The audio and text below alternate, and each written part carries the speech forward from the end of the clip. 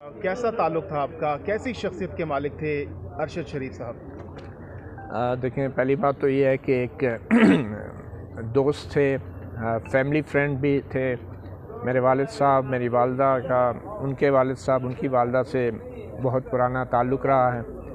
मेरे पेरेंट्स की डेथ हो गई और मगर अरशद के साथ ज़ाती तौर पे बड़ा मेरा करीबी ताल्लुक़ रहा है और डॉन टीवी में हमने इकट्ठे काम किया। ही वॉज ब्यूरो चीफ थे डॉन टीवी के, मैं उनके साथ डेप्टी था। और ये ख़बर जो है मैं समझता हूँ किसी भी सानहे से कम नहीं है, और ये सानहा सिर्फ मेरा नहीं, मेरे ख़्याल में हमारी पूरी सहाफ़ती बरादरी के लिए एक बहुत बड़ा सानहा है। और ये अलमिया भी है कि ना तो सहाफ़ी पाकिस्तान में महफूज होते हैं और ना ही जब वो अपनी जान को ख़तरा देख के बाहर जाते हैं तो उनकी जान महफूज होती है।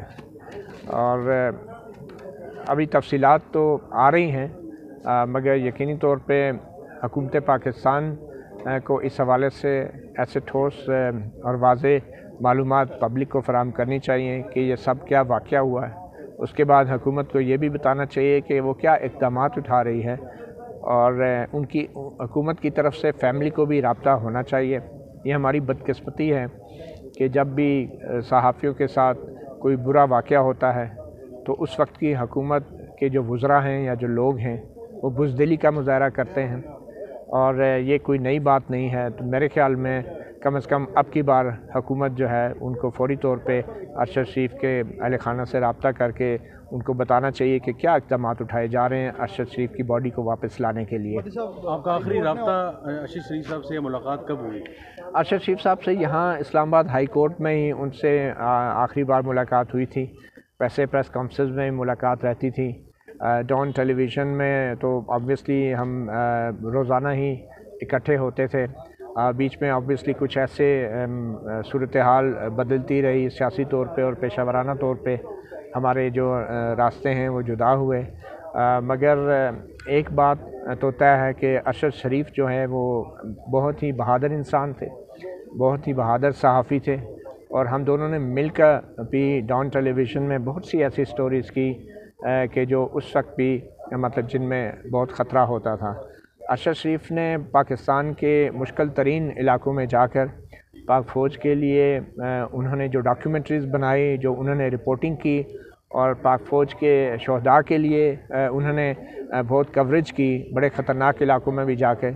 और उनके साथ जो ट्रेजेडी हुई थी उनके वालिद साहब की जिस दिन डेथ हुई, जिस दिन उनका बैरियल था, उनके भाई जो आर्मी में मेजर थे, डॉक्टर थे, वो अपने वालिद के जनाजे पे आ रहे थे तो उनकी भी गाड़ी को हादसा पेश आया था और उनकी भी शहादत हो गई थी। और मैं उस वक्त वहाँ मौजूद था, तो बड़ी मुश्किल से ये ज़िम्मेदारी मेरी ही लगाई गई कि मैंने अरशद को बताना है इस सानहे का, और मैंने बताया और उनकी वालिदा को भी हमने बताया। तो ये बहुत बड़ी एक ट्रेजेडी है, और जो कुछ अरशद के साथ केन्या में हुआ है, मैं समझता हूँ कि ये एक इस सारे वाक़े का एक ताल्लुक़ है पाकिस्तान में जो कुछ सहाफ़ियों के साथ माजी में होता रहा है। अफसोस इस बात का है कि हमारी अदलिया और हमारी हुकूमतें रवायती बुज़दिली का मुज़ाहरा करती रही हैं।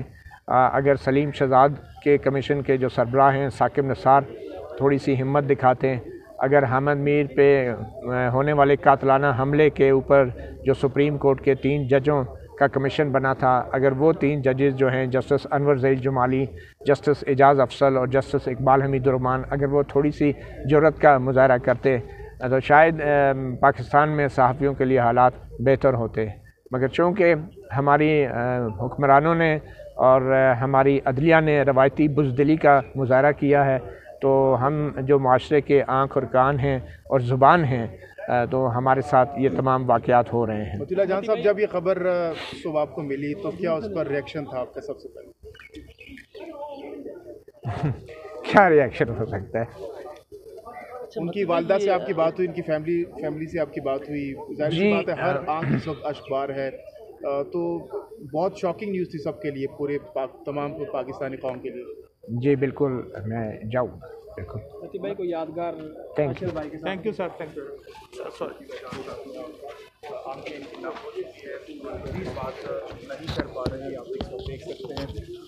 دلہ جان صاحب یہ تاثرات بہادر صحافی ہیں، وہ بھی آج اپنے آنسوؤں کو کنٹرول نہیں کر پائے.